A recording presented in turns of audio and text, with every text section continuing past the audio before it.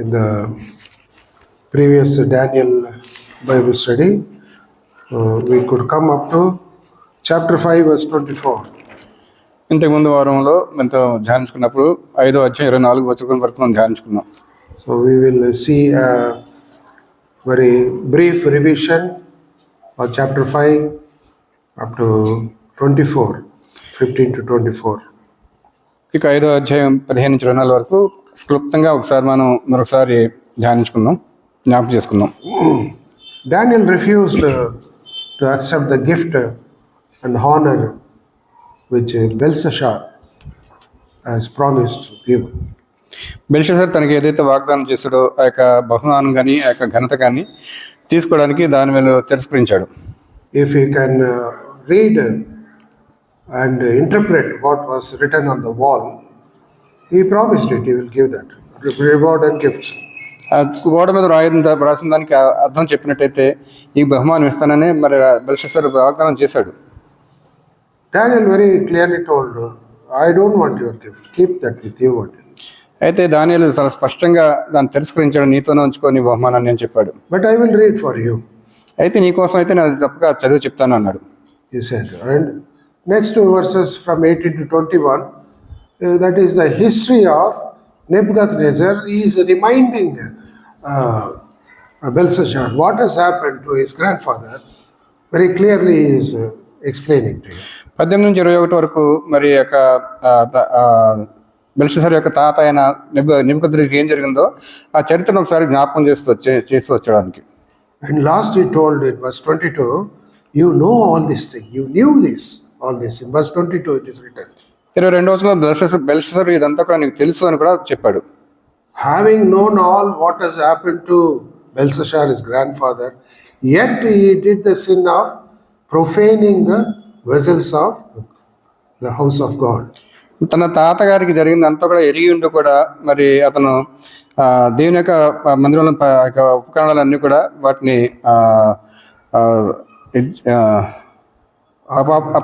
అపవిత్రపరచడానికి ఆయన ఏమి వెనకాడలేదు.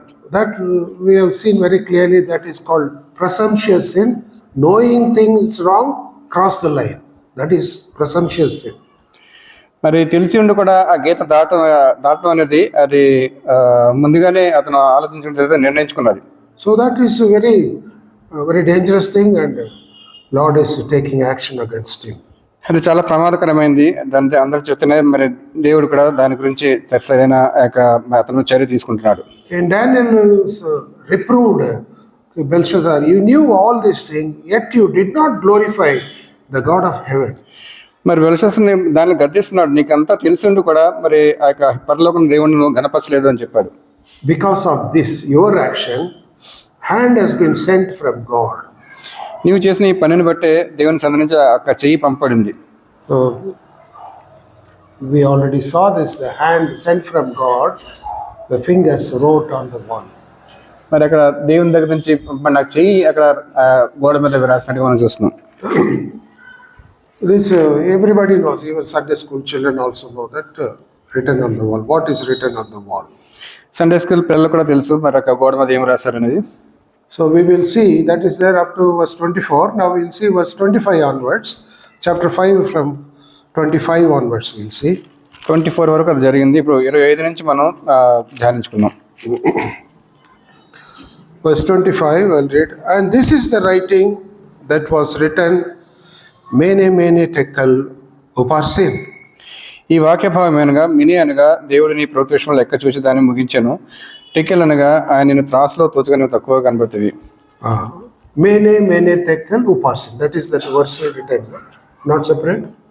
Mene 24 last 24 24 వచ్చిన మళ్ళీ ఆఖరి మెనే మెనే టెకెల్ ఉపార్సింది మనకి 24 వచ్చిన కనబడుతుంది లాస్ట్ లో. So this is what written, Mene mene tekel. We cannot read this. What is this? అది మనం అయితే చదవలేము దాన్ని. Can you read this? Not by knowing the Bible that is written, or blindly close. Oh, that is written, mene mene tekel. No, don't tell that. What is exactly written? What is this letter? What is this letter? What is this letter? Can you tell? అక్కడ అక్షరాలు ఏవైతే ఉన్నాయో మనం అయితే చెప్పలేము వాటిని.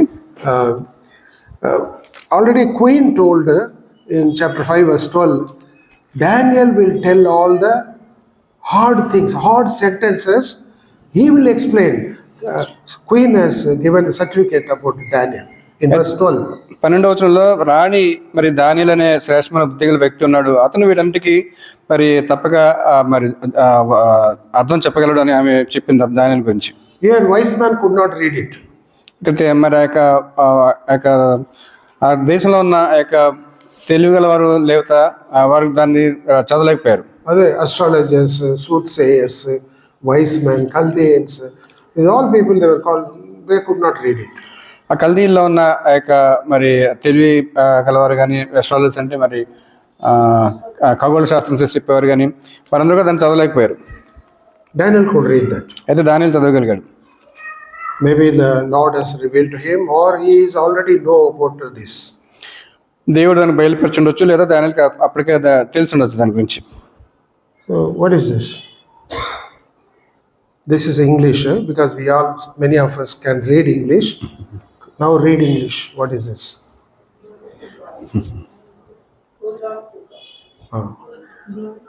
Glory to God.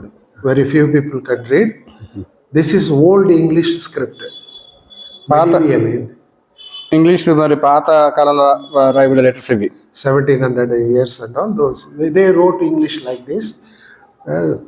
Very few people can read what is this. Glory to God. 17వ శతాబ్దంలో మరి ఇంగ్లీష్ లెటర్స్ ఈ రీతిగా రాసేవారు, చాలా కొద్ది మంది మాత్రం దాన్ని చదవగలిగేవారు. So here Daniel could read it. Maybe it was written in the old Hebrew script పాత హీబ్రూ లిపిలో రాయబడింది ఇది. or Aramaic. That is a language spoken in the Syria and this what do you call that, on the northern side of it, Turkey, that area, Syria. లేదా Syria, Turkey ఉత్తర ప్రాంతంలో ఉన్న ప్రజలు మాట్లాడే భాష అరామిక్ భాష కూడా ఉండొచ్చు. So scholars, the Bible teachers, they tell this is written jumbled, words are jumbled, and only Daniel could decipher it, could understand it and tell. అయితే మరి బైబిల్ పండితులు ఏం చెప్తారంటే అక్కడ రాయబడింది కూడా ఆ లెటర్స్ అన్ని కూడా జంబిల్ అంటే మిక్స్ చేసి రాశారు, అందుచేత దానియేలు మాత్రం దాన్ని చదవగలిగాడు. And it may be in Arabic also. అది అరామిక్ లాంగ్వేజ్ కూడా ఉండొచ్చు. Lord Jesus Christ spoke Aramaic. ప్రభు యేసుక్రీస్తు కూడా అరామిక్ లాంగ్వేజ్ అని మాట్లాడేవారు. Where he spoke? ఎక్కడ మాట్లాడారు ఆయన? You see that Mark chapter 4. Marks వార్త 4వ అధ్యాయం Mark chapter 5 verse 41. 5:41.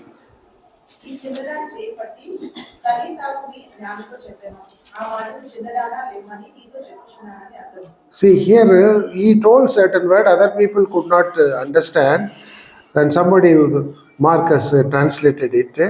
This is young girl arise. It is, that is Talitha Kumi. They believe that it is Aramaic language. ఈ Tabitha కుమి అనే మాట ఇది అరామిక్ లాంగ్వేజ్ లో వాడబడిన మాట. అయితే అక్కడ ఉన్న వాళ్ళకి మరి ఇక మార్క్ మాత్రం దాన్ని అర్థం చేసుకుని దానికి మన Telugu రాయగలిగాడు. One more time also Lord spoke in Aramaic. మరొకసారి కూడా ప్రభు అరామిక్ లాంగ్వేజ్ లో మాట్లాడారు. Understand anywhere? Come to your mind. The Bible study, let us, our brain work. Matthew chapter 24 verse 46.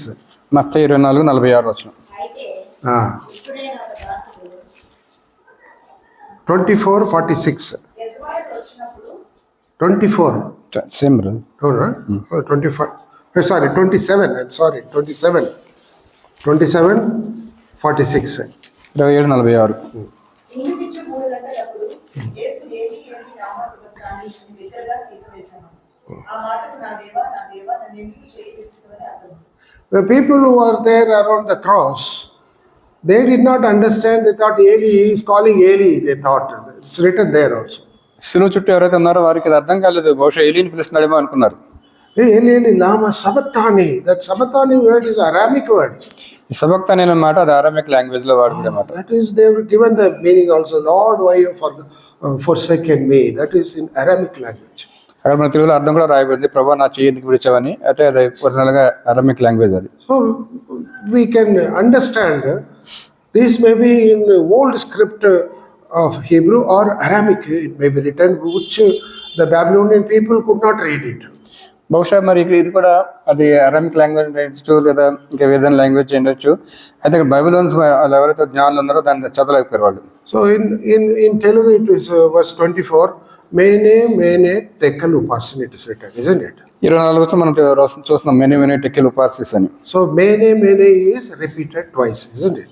Many 2 సార్లు అది రిపీట్ అయిపోయింది. Because afterwards you see that when Daniel is giving the interpretation, he writes only one Mene, only once he tells.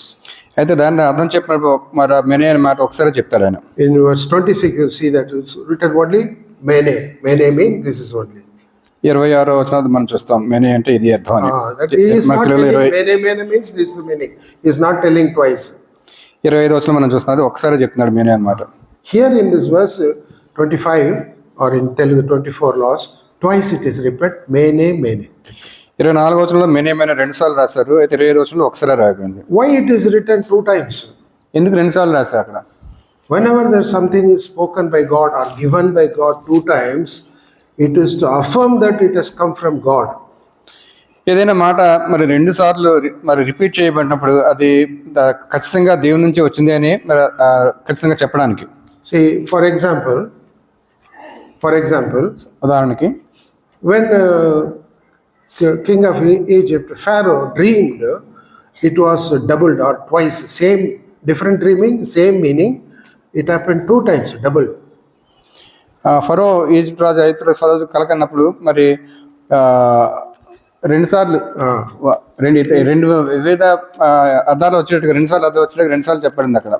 It is same meaning but two types of dream, same meaning. మరి ఒకే అర్థం వచ్చింది కానీ 2 రకాల కళలు అతనికి వచ్చినాయి. And king they called Joseph was brought to interpret the dream.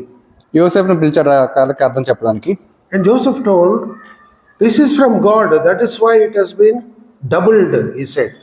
అది దేవుని నుంచే వచ్చింది కాబట్టి మరి అక్కడ 2 సార్లు మీకు చెప్పబడింది అని చెప్తున్నారు అక్కడ. Genesis ఆదికాండం 41 verse 32. 41:32. 41:32 Genesis. దేవుని వల్ల నిర్మింపబడి ఉన్నది. ఇది దేవుడు శీఘ్రముగా జరిగించును. అందుచేతనే ఆ కళ ఫరోకు రెట్టింపబడెను. See that twice it was written because it is being given by God to affirm that it is from God. It is written twice. అది దేవుడి దగ్గర నుంచి వచ్చిందని దాన్ని ఖచ్చితంగా రుజువు చేయడానికి అది 2 సార్లు చెప్పండి అని. So here also Mene Mene Tekel, it is 2 times it has been given one verse. So affirming that it has come from God. కాబట్టి అది దేవుడి దగ్గర నుంచి వచ్చిన మాట అని దాన్ని ఖచ్చితంగా చెప్పడానికి ఇక్కడ మెనీ మెనీ 2 సార్లు అది రిపీట్ చేయబడింది. Lord spoke, twice he spoke, people are not understanding. It's written in Job. యోబులో దేవుడు 2 సార్లు 2 మార్లు పలికాడు, అయితే ప్రజలు దాన్ని అర్థం చేసుకోవట్లేదని మాట మనం చూస్తాం. 33:14. 33:14. Job 33 verse 14. యోబు 33:14. దేవుడు అపమాన పడుతున్నాడు, 2 మార్లు పడుతున్నాడు, అయితే మనుషులు అది కనిపెట్టలేదు. See here, it is 2 times, Mene Mene 2 times it is told, and gave example also Joseph interpreting dream. So Lord told twice, people are not understanding. కాబట్టి ప్రభు 2 సార్లు చెప్తున్నాడు. యోసేపు కూడా ఉదాహరణ మనం చూసాం, అయితే ప్రజలు దాన్ని అర్థం చేసుకోవట్లేదు. So that is what verse 25 says, that Mene Mene Tekel, it is written. Daniel could read it. మరి దాన్ని దానియేలు చదవగలిగాడు దాన్ని. So that different languages we have seen. Maybe it is the scholars, the Bible teachers, they tell that different languages. మరి వేరే వేరే భాషలు Bible పండితులు కూడా చెప్తున్నారు వేరే భాషలో ఉందని అన్నమాట. Now we'll go to verse 26. తెలుగులో మనకి 25వ వచనంలో ఉంది. 26 I will read in English. This is the interpretation of the thing. Mene, God has numbered the kingdom and finished it. 25వ వచనం, ఈ వాక్య భావం ఏమనగా మినే అనగా దేవుడు నీ ప్రభుత్వ విషయంలో లెక్క చూచి దాన్ని ముగించెను. He is in Telugu also it written only once, no? Once. Mene means, but he is giving 2 meanings. He has numbered it and also he has finished it. With one word, he is giving 2 meanings. ఒకే మాట తెలుగులో అయితే ఒకేసారి రాయబడింది, దానికి 2 అర్థాలు చెప్తున్నాడు ఇక్కడ. English also written once only. Mene means God has numbered your kingdom and he has finished it two meanings, two sentences in one word it's written. Mini ఒకసారి రాయబడింది, దానికి రెండు అర్థాలు చెప్పబడుతున్నాయి. లెక్క చూచి ముగించిన రెండు అర్థాలు. This is in Hebrew language or any other language, in English also. With one word, there are different meanings. ఏదైనా లాంగ్వేజ్ లో ఏ భాషలో మనం చూస్తాం, ఒకే మాటకి రెండు అర్థాలు కూడా వస్తుంటాయి కొన్నిసార్లు. That you see that example. You see that the word break. Break అనే మాట People who చూస్తున్నాయి can కదా. read English, you see what is this word? Break. Break So what is the meaning of break? అర్థం ఏంటి break అంటే? See, one is pause. Tea break. In the office, you have a tea break. They give a break time. You can go and relax or refresh and come. That's called tea break, isn't it? Office లో మనం చూస్తాం tea break అని వాడుతుంటారు, అంటే విరామం, tea విరామ సమయం అని చెప్తూ ఉంటారు. Then second meaning also, make into pieces. రెండో అర్థం ముక్కలు ముక్కలు చేయడం. You went to tea break and you broke the glasses in pieces. మరి గ్లాస్ బదులు కొట్టినప్పుడు ముక్కలు ముక్కలు చేస్తున్నాం చూస్తాం. That is also break. Break into pieces. That is also meaning same word, break. Break అంటే మరొక అర్థం ఏంటంటే అది ముక్కలుగా చేయడం. Then third meaning, మూడో అర్థం violate. Violate means trespass. మరి ఏదైతే రూల్స్ రెగ్యులేషన్ ఉంటాయో దాన్ని అతిక్రమించడం. Traffic light, red light is there.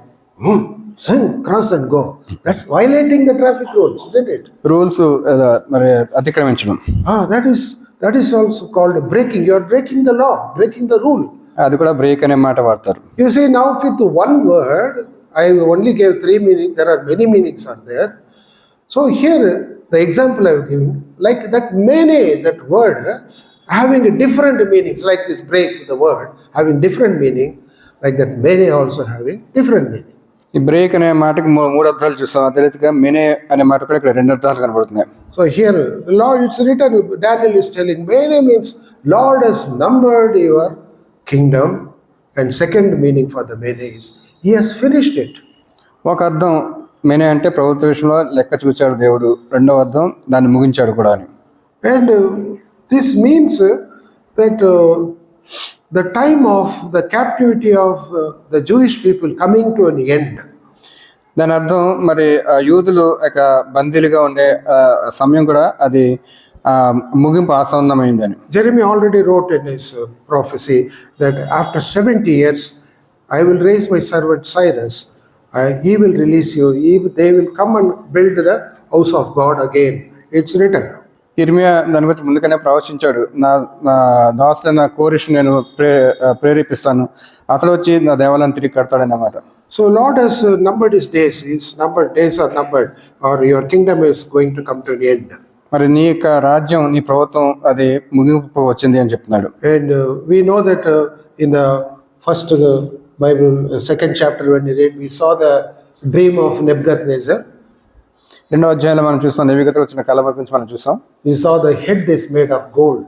మరి తల అది బంగారంతో చేయబడింది. And Lord told that you are that head which is made of gold.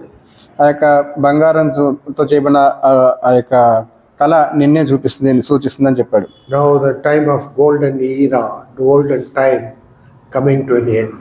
కాబట్టి ఆ స్వర్ణ యుగం అది ముగింపుకు వస్తుంది అని చెప్పాడు. It is going to the end. That is, He finished it.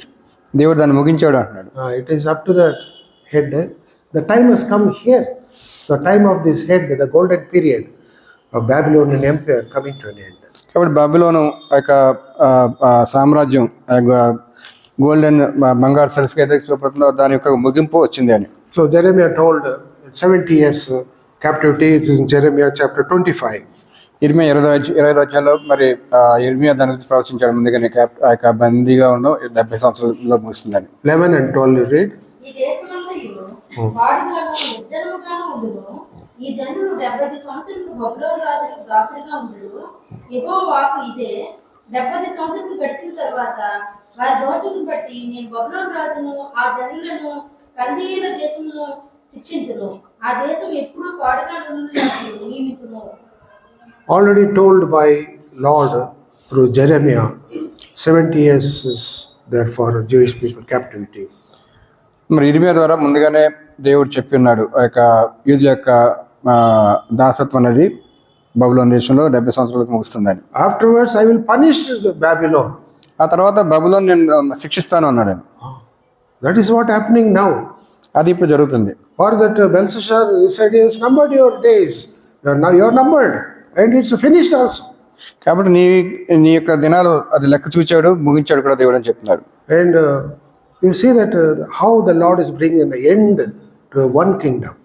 కాబట్టి ఒక రాజ్యానికి ఏ రీతిగా దేవుడు అంతాన్ని తీసుకొస్తాడో మనం చూస్తున్నాం. So numbered is, you are being numbered. లెక్క చూచాడు దేవుడు. What do we learn from this? మనం దీని నుంచి ఏం నేర్చుకుంటున్నాం? In the prayer of Moses in Psalms chapter 90, verse 12, he says, Lord, teach us to number our days so that we will apply our life to wisdom. 90:12, Psalms 90:12. కలుగునట్లుగా చేయము మా దినములు లెక్కించుటకు మాకు నేర్పుము. So we have to count our days. So many days Lord has given me. కాబట్టి మనం కూడా దేవుడు మనకి ఇన్ని రోజులు దేవుడు నాకు ఆయుష్ని ఇచ్చాడు, దాన్ని మనం లెక్క పెట్టుకోవాలి. How to apply our life to wisdom? What is the wisdom from God which He gives? How we are using it? కాబట్టి దేవుడు మనకి ఇచ్చిన జ్ఞానాన్ని ఏ రీతిగా దాన్ని మనం ఉపయోగిస్తున్నాం. Oh Lord, in His account, our days all numbered and kept with Lord. కాబట్టి మన దినాలన్నీ కూడా దేవుని యొక్క దగ్గర లెక్క రాయబడినాయి. That's why Moses writes in his prayer, Lord, teach us to number our days. అందుకే మోషే తన ప్రార్థనలో అంటున్నాడు, ప్రభువా నా దినం లెక్కించడం నేర్పించము అంటున్నాడు. Here the Babylon kingdom was numbered and finished. కాబట్టి బబులోను రాజ్యం అది లెక్కించబడింది, ముగించబడింది. So just for one small example, ఒక ఉదాహరణ, there was one chief minister in Tamil Nadu తమిళనాడులో ఒక చీఫ్ మినిస్టర్ ఉండేవారు. in 1963, 64, 65 time, that year time. 1963-64 ఆ యొక్క సమయంలో. So his name was Annadurai. ఆయన పేరు Annadurai. He is called the wise man of South India. మరి దక్షిణ ఇండియాకి అంతటికి చాలా తెలియగలవాడని పిలువబడేవాడు. You ask any question, he will answer. ఏ ప్రశ్నను కూడా దానికి జవాబు చెప్తాడు. So one day he went to America. ఒకరోజు అమెరికాకి వెళ్ళాడు. They know his capability, so they asked a question. ఈయనకున్న మరి ఆ యొక్క సామర్థ్యం వాళ్ళకి తెలుసు కాబట్టి ఒక ప్రశ్న అడిగారు.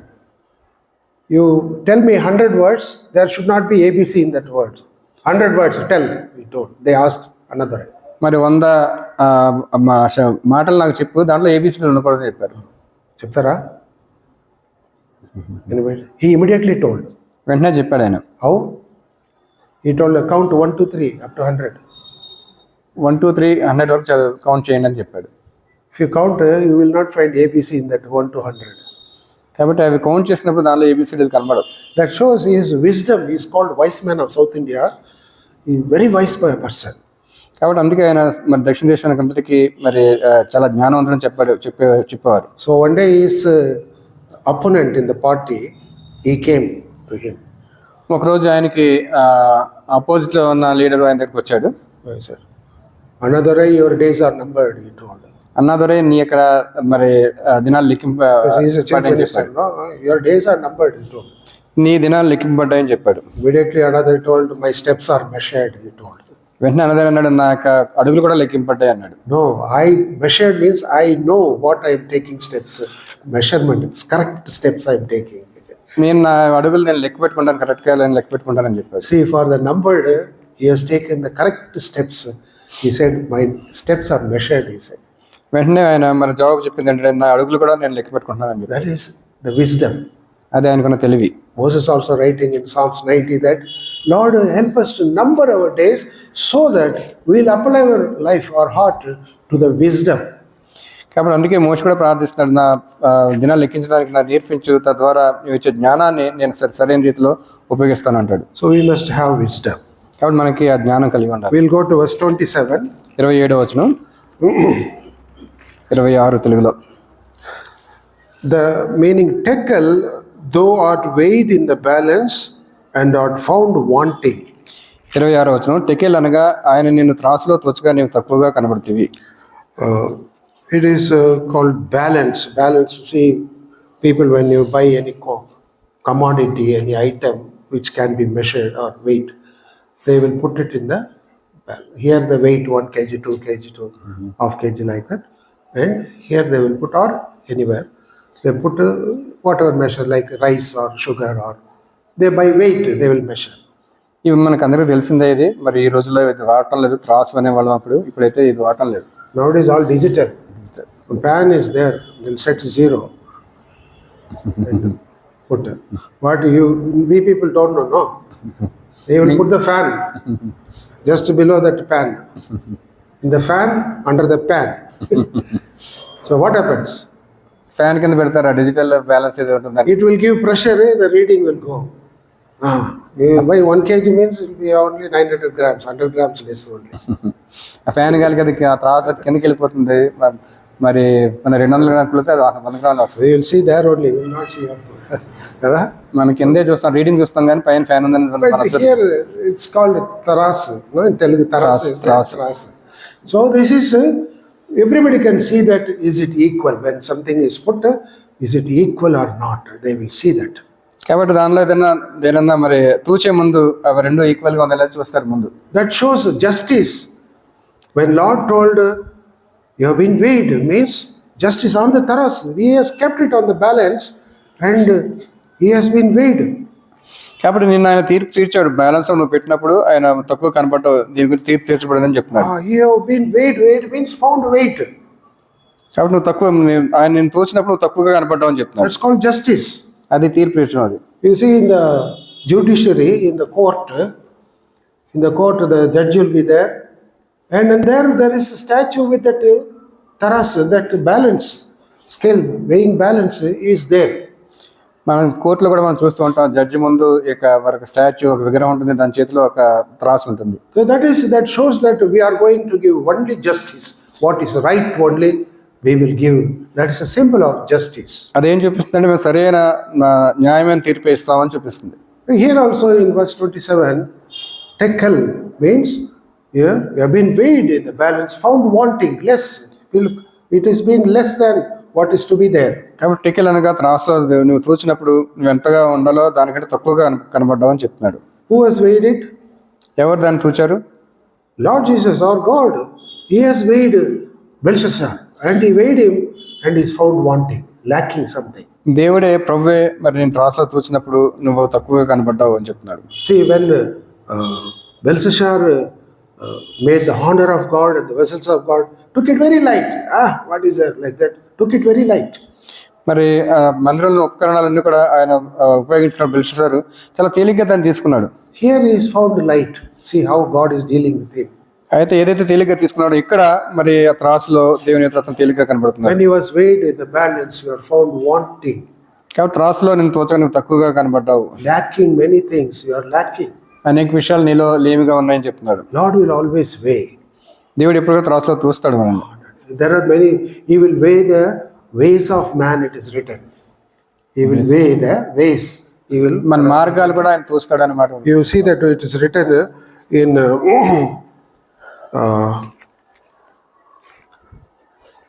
Isaiah 26 verse 7. యెషయా 26:7.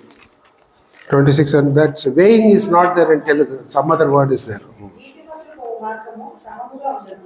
నీతిమంతుల త్రోవను నీవు సరళం చేయుచున్నావు. So that for weighing, the different word is used in Telugu. ఇంగ్లీష్లో వేయింగ్ అనే మాట ఉంది, కానీ తెలుగులో మనకి ఆ వద్ద వచ్చేట్టుగా రాయలేదు. Lord will weigh the man's spirit also. మనిషి యొక్క ఆత్మను కూడా దేవుడు తోస్తాడు. Proverbs chapter 16 verse 2. సామెతలు 16:2. 16:2 Proverbs. నీవు వారి దృష్టికి నిర్దోషములుగా కనబడను. యెహోవా ఆత్మలను పరిశోధించును. Here Parishodhinchanu is there, but in English it is written, he will weigh the spirits of man. It's written.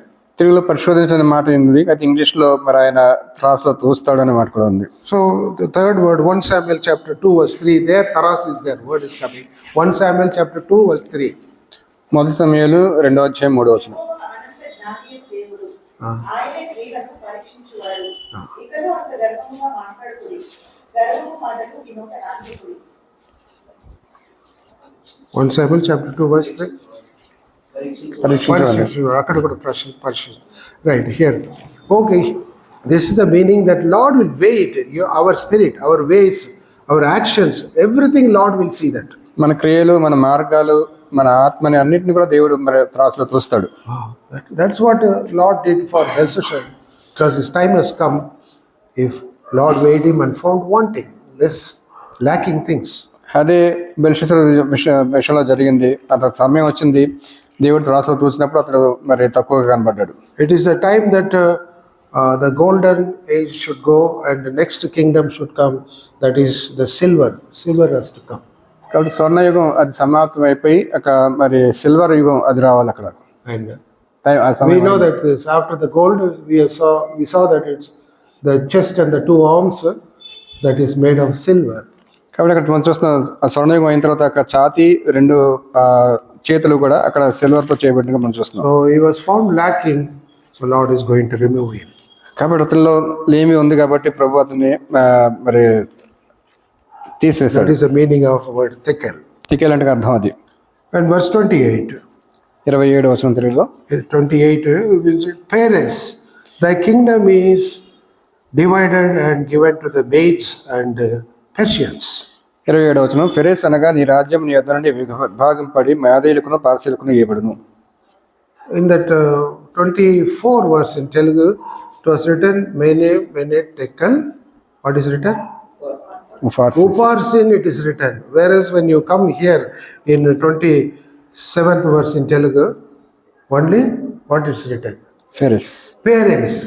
You find there is a difference there, isn't it? 24 వచనంలో ఉపార్సిస్ అనే మాట వస్తుంది, అయితే ఇక్కడ 27 వచనంలో మనం చూసిన ఫెరెస్ అనే మాట రాయబడింది. So the Bible study we are doing. Why the difference? మన స్టడీ చేస్తున్నాం బైబిల్, ఆ తేడా ఎందుకు వచ్చింది? So uparsin, U is written that uparsin, U is called and. It's called in Telugu Mariyu, they'll tell, no?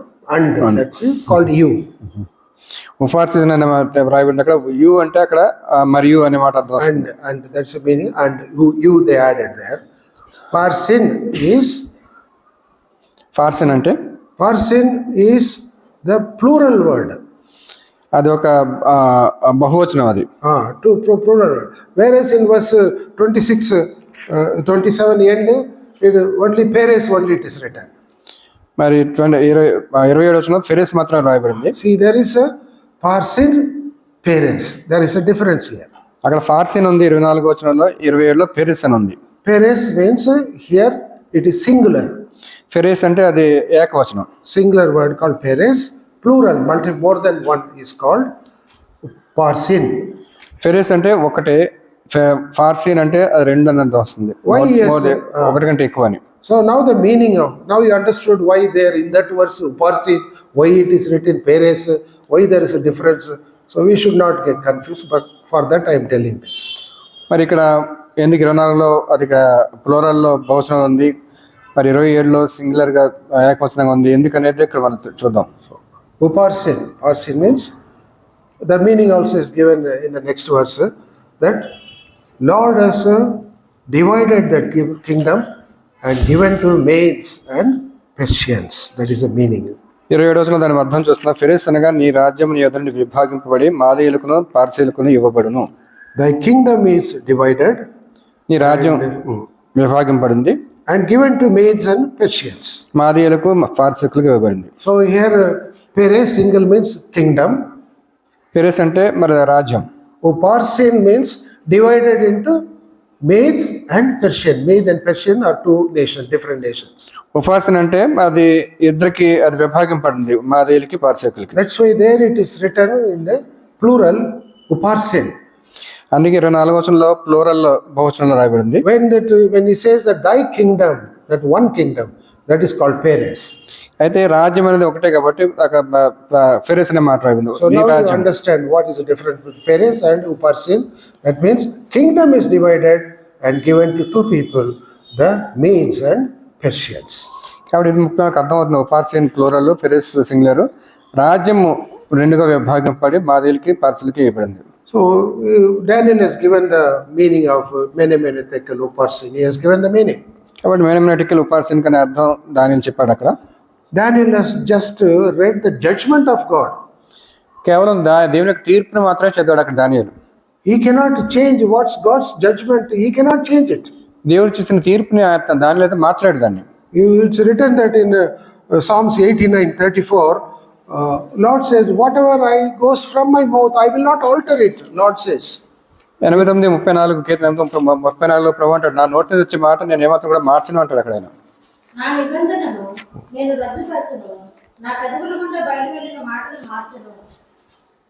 So Lord, He has given His, in the writing form, He has written on the wall, the judgment of kingdom of Babylon. He has written, come from the Lord, He cannot change it. బబులోను రాజ్యం గురించి లిఖితపూర్వకంగా ఆయన అక్కడ ఆ యొక్క తీర్పు తెలియజేస్తున్నాడు, దాన్ని ఇంక మార్చలేడు ఆయన. That's why Daniel did not warn the king. Is something dangerous going to happen. He did not warn him anything. అందుచేతనే మరి దానియేలు ఏదో ప్రమాదకరం జరగబోతుందని అక్కడ హెచ్చరించినట్టుగా మనం చూస్తున్నాం. Only simply said, it's written, this is the meaning. That's all. దీని అర్థం అని చెప్పాడు అంతే. So the judgment of God, it is, see how Lord is judging the Babylon kingdom. బబులోను రాజ్యాన్ని ఏ రీతిగా దేవుడు తీర్పు తీరుస్తున్నాడు ఇక్కడ మనం చూస్తున్నాం. We should be very careful. The lesson from that verse is that we should be careful because it's a terrible thing to fall in the hands of the living God.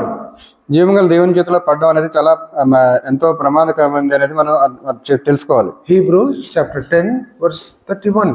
Hebrew 10:31. దేవుని దేవుడి చేతిలో పడత భయంకరము. See here it is there, if the Lord gives the judgment, it will be bhayankaram, it is will be terrible, it is terrible thing.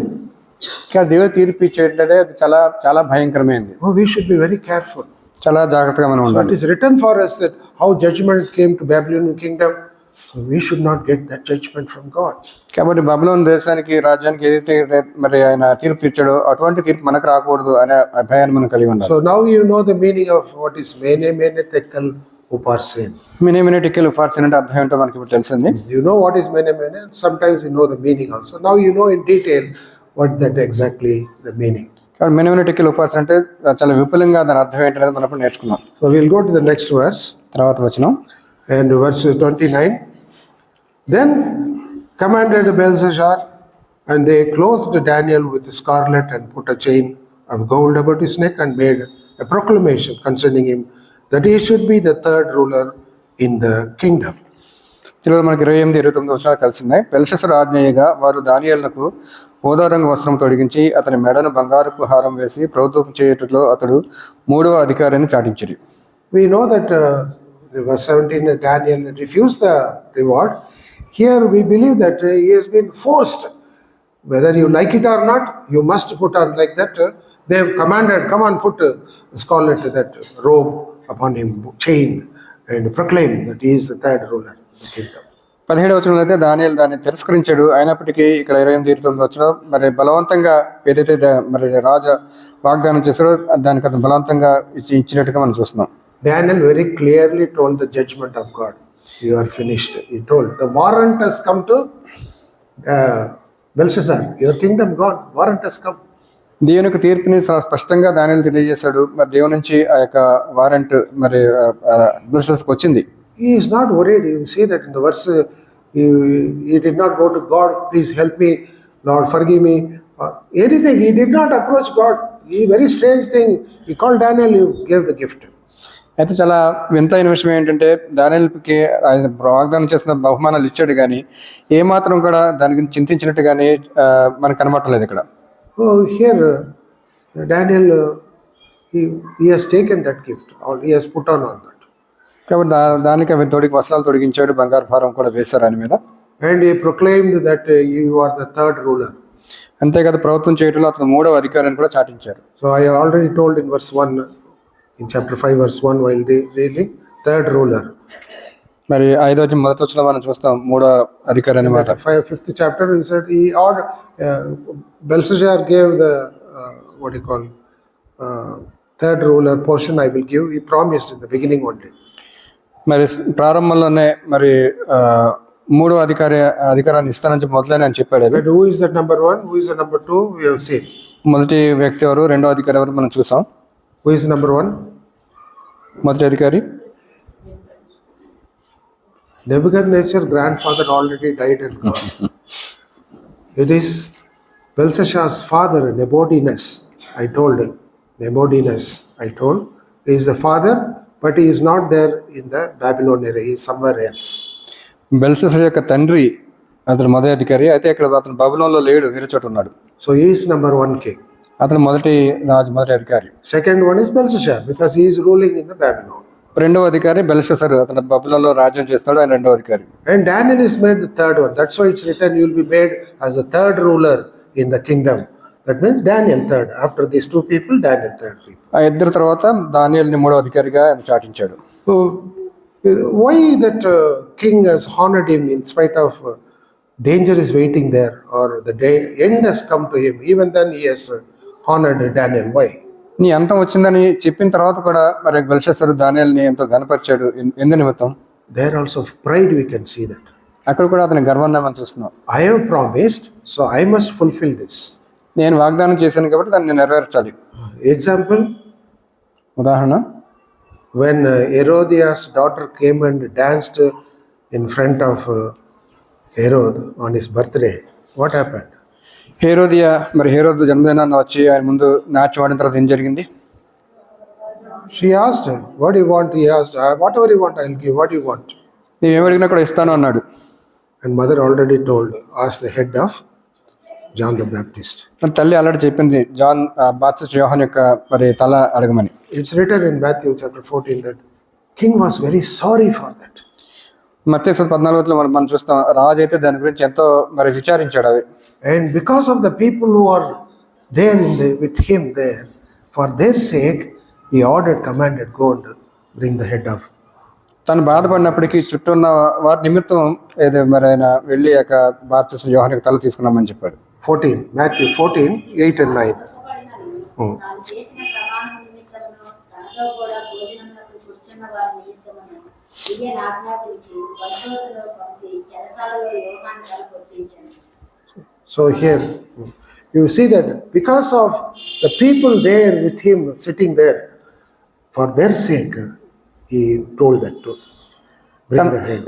తన చుట్టూ ఉన్నవారు ఎవరైతే ఉన్నారో వారి ఎదురుగా ప్రమాణం చేశాడు కాబట్టి వారి నిమిత్తం ఆ యొక్క యోహాన్ తల మరి తీసుకురమ్మని చెప్పారు. Here also that Belshazzar with 1,000 lots. In verse 2 we find that 1,000 lots he want to, front of them he want to drink. 1,000 lots. 1000 మంది అతిథుల దగ్గర ఆయన ఒక విందు చేశాడు అక్కడ. So he doesn't want to be ashamed or cut a sorry figure. He ordered, come on, give all this thing to him. కాబట్టి వారి మధ్య చేసిన వాగ్దానం కాబట్టి అతను దాని గురించి ఏమాత్రం కూడా సిగ్గుపడకూడదనే విషయం అని ఉద్దేశించి మరి దానియేలుని అక్కడ ఆ రీతిగా ఘనపరిచాడు. Daniel, though he did not wanted it, it was forced on him. So he has taken the robe and the gold chain, and they proclaimed also in the middle of the night that he is the third ruler. దానియేలుకి మరి మొదట తిరస్కరించాడు కానీ బలవంతంగా మరి ఇచ్చేటప్పటికి వస్త్రం తొలగించబడింది, బంగారు హారం కూడా వేశాడు. అది ఆ రాత్రి అందే మరి రీతిగా చేశారు. Now verse 30. 30వ వచనం. In that night was Belshazzar, the king of Chaldeans, slain. ఆ రాత్రి అందే కల్దీల రాజుకు బెల్షస్సరు హతుడాయను. See that how suddenly somebody has killed him. ఎంత అకస్మాత్తుగా మరి అతను చంపబడ్డాడో మనం చూస్తున్నాం.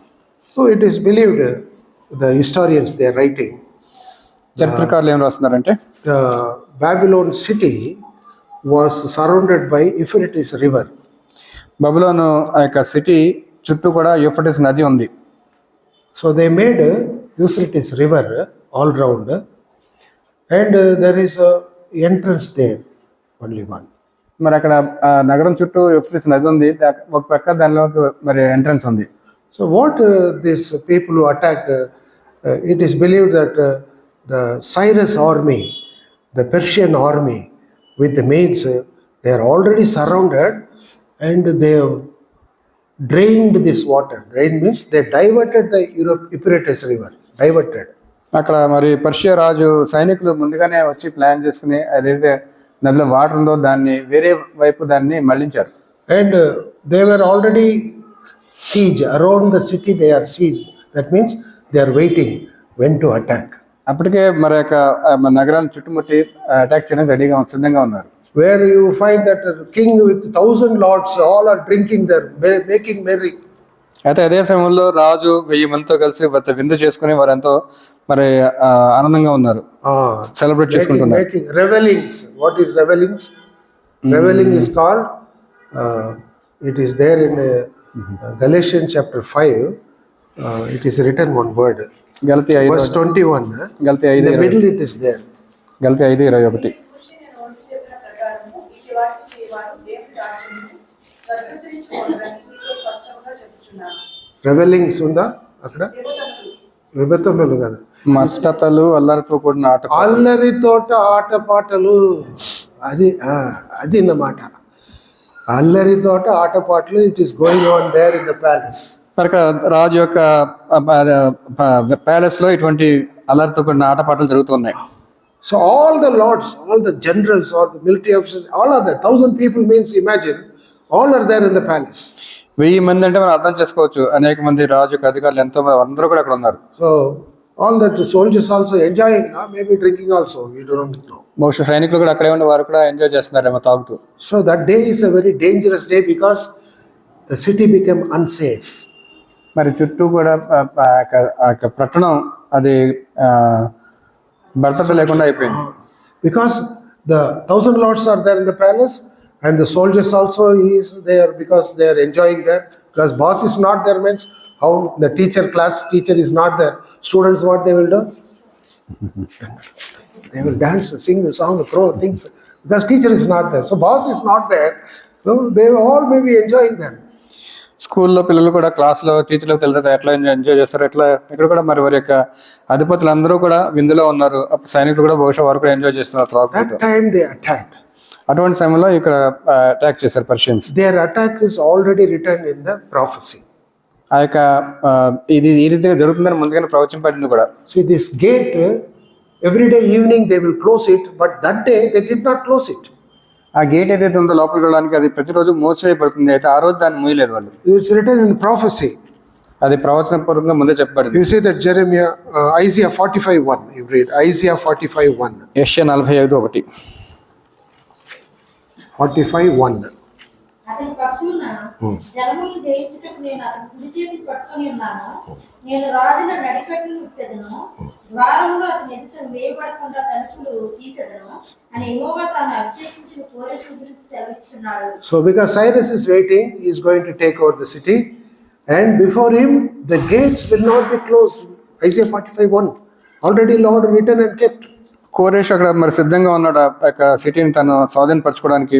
అంచేతనే అక్కడ ద్వారాలు కూడా అతని ఎదుట వేయబడకుండా తలుపు కూడా తీసి ఉన్నాయని చెప్పి ఇక్కడ ముందుగానే ప్రవచింపబడింది. It was very easy for the people of Koresh, Cyrus, to enter the city through the gate. They could enter. కాబట్టి కోరేష్ సైనికులు అందరూ కూడా చాలా సులభంగా ఆ యొక్క ఎంట్రన్స్ లో లోపలికి వెళ్ళగలిగారు. These waters also will be dried. That is also prophecy. It's written. ఈ నీరు యొక్క నదిలో నీరంతా కూడా వేరే చోట మళ్లించబడుతుంది అనే మాట కూడా ప్రవచన పూర్వకంగా చెప్పబడింది. Jeremiah chapter 50 verse 38. 50:38. నీళ్లకు ఎద్దరి తగులను అవించిపోవు. అది చెక్కబడ్డ విగ్రహములు గల దేశము. జనులు భీకర ప్రతిమలను బట్టి పిచ్చి చేష్టలు చేయదు. So there it's draining is there, water, it will be dry. ఇంకిపోవును. In 51, Jeremiah 51:36 you read. 51:36 ఇర్మియా.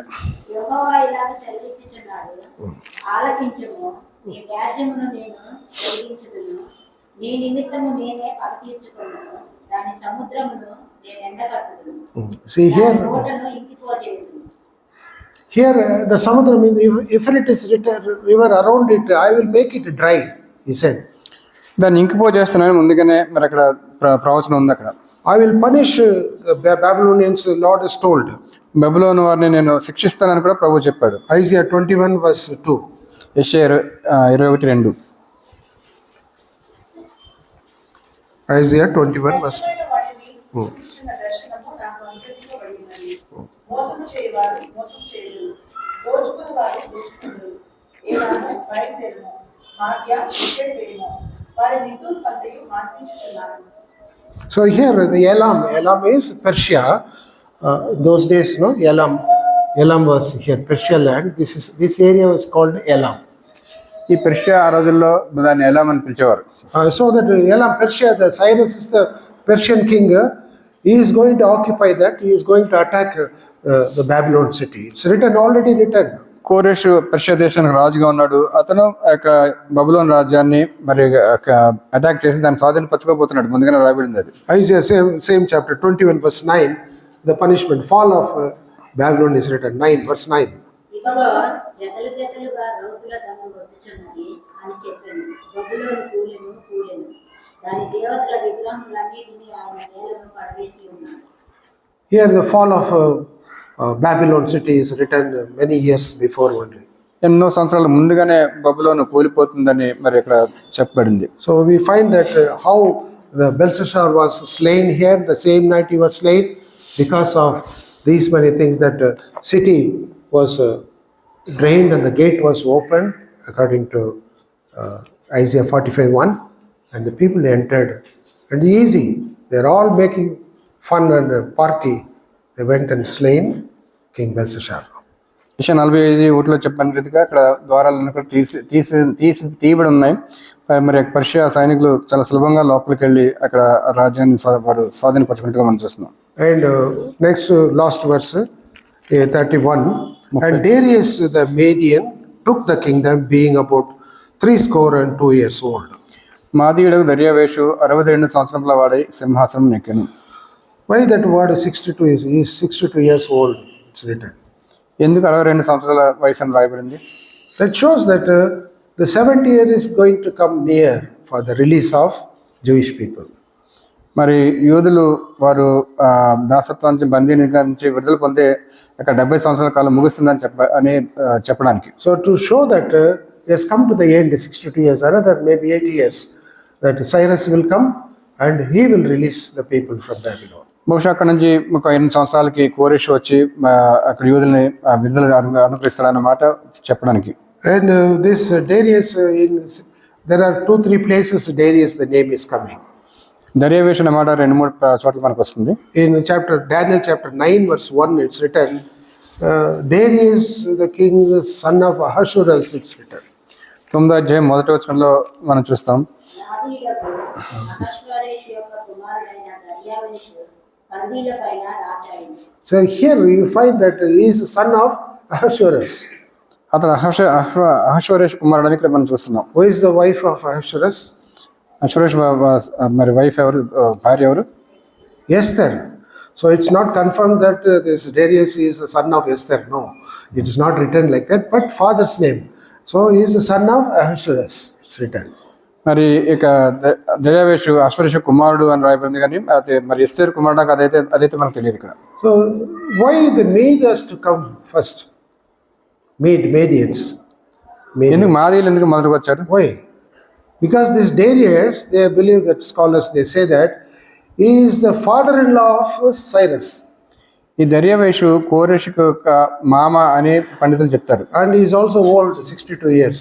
అంతేకాకుండా చాలా అప్పటికే వయసు ఎక్కువైంది, 62 సంవత్సరాలు. So Cyrus, being the captain, or he is the warrior, or he is the captain general of that army, he said, well, first let my father-in-law go and let him take over Babylon. He has given him chance, preference. కోరెషు అప్పటికి ఒక army general గా ఉన్నాడు. ముందుగా తన మామైన అశ్వరేష్ వెళ్ళి దాన్ని స్వాధీనపరచుకునివని ఆ chance అశ్వరేష్కి ఇచ్చాడు. So he has taken over the Babylon kingdom. కాబట్టి బాబిలోన్ రాజ్యాన్ని అశ్వరేష్ తీసుకున్నాడు. Afterwards only the Persians are coming, because that kingdom is divided to Medes and Persians. ఆ తర్వాత మరి Peres means divided to Medes and Persians.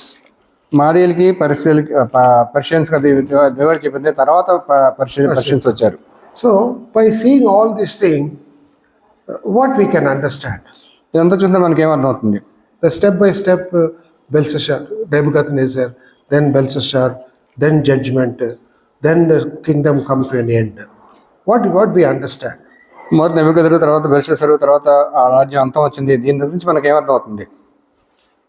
Belshazzar, Nebuchadnezzar, what he did? నెబుకద్నెజరు ఏం చేశాడు? He burnt the temple of our God in Jerusalem, isn't it? యెరూషలేములో దేవుని యొక్క మందిరాన్ని మరి ఆయన అగ్నితో అంటించాడు. 2 Chronicles chapter 36, 2వ దినవృత్తాంతాలు 36వ అధ్యాయం verse 18 and 19. 18-19 వచనాలు.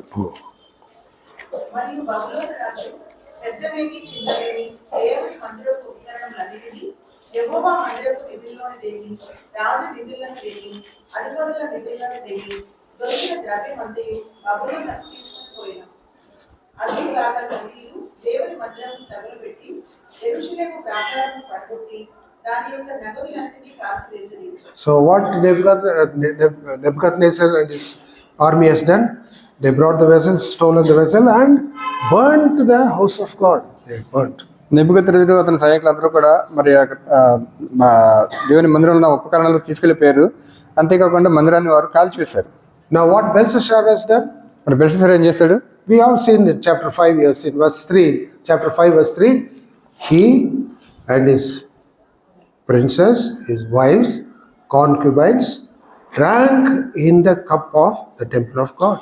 5వ అధ్యాయం 3వ వచనం చూస్తున్నాం. రాజు అతని అధిపతులు అతని రాణులు ఉపమత్తులు అందరూ కూడా ద్రాక్షరసం పోసి ఆ యొక్క దేవుని ఉపకరణంలో వారు తాగారు. So both of them has brought damage to the honor of God. Nebuchadnezzar and also Belshazzar. Nebuchadnezzar Belshazzar ఇద్దరు కూడా దేవునికి ఎంతో మరి అగౌరవాన్ని తీసుకుని వచ్చారు. So what will the Lord will keep quiet? Will he tolerate all this thing? అది చూసినప్పుడు దేవుడు దాన్ని చూస్తూ ఊరుకుంటాడు ఆయన? What Lord has done, it's written there in, you see that in Jeremiah chapter 50 verse 28. ఇర్మియా 15:28లో దేవుడు ఏం చేయబోతున్నాడో అక్కడ చూస్తాం. Jeremiah verse 50 verse 28. ఇర్మియా 50:28.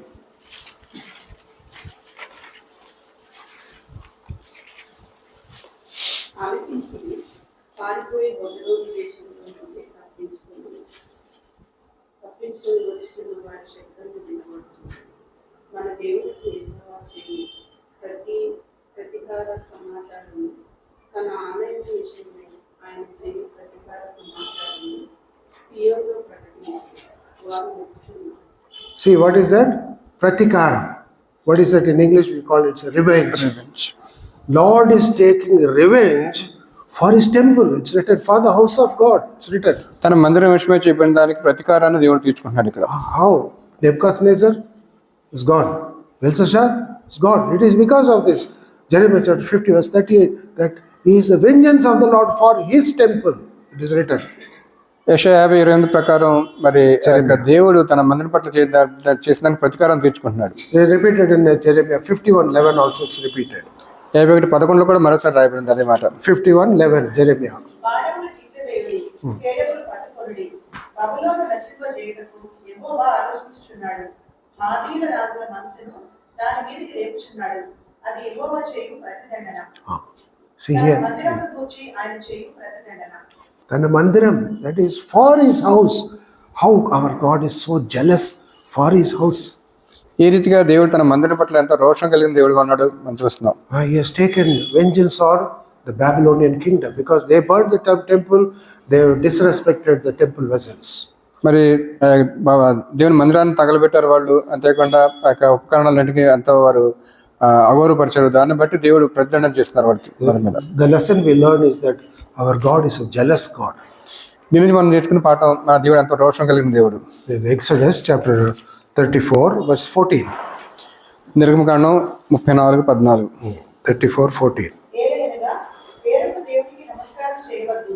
ఆయన నామము రోషము గల యెహోవా. ఆయన రోషము గల దేవుడు. See, our God is jealous God. He will not keep quiet. He will judge people. He will take in his own time the judgment he will pass. ఎంతో రోషం గల దేవుడు తన సొంత సమయంలోనే తప్పక మరి ప్రతిదండన లేదా ప్రతీకారం చేసుకునే దేవుడు. What we have to do? అయితే మనం ఏం చేయాలి? We should serve the Lord with fear. దేవుని ఎంతో భయభక్తులతో ఆయన సేవించాలి. Psalms chapter 2 verse 11. Keerthana 2:11. We should serve the Lord. He is a jealous God. Serve the Lord with fear. భయభక్తులు కలిగి యెహోవాను సేవించడి. That is very important. We are not just there is some responsibility given, let me do. It's not our attitude. It should not be like that. With the fear we have to serve the Lord. ఏదో బాధ్యత ఇచ్చారు కానీ ఏదో తేలిగ్గా తీసుకుని చేయడం కాదు, కానీ భయం కలిగి భయభక్తులు కలిగి ఆయన సేవించాలి. This is a lesson we learned from chapter 5 Daniel. దానిలో 5వ అధ్యాయం నుంచి ఇదే మనం నేర్చుకుంటున్నాం. So may the Lord help us how our God is jealous God, how he takes note of everything what we do. కాబట్టి మనం దేవుడు ఎంత రోషం కలిగిన దేవుడు, ఈ రీతిగా ప్రతిదీ He will take his own time to judge. తన సొంత సమయంలోనే తీర్పు తీర్చే దేవుడు. Let us serve the Lord with fear. భయభక్తులతో ఆయన సేవిద్దాం. Let us pray.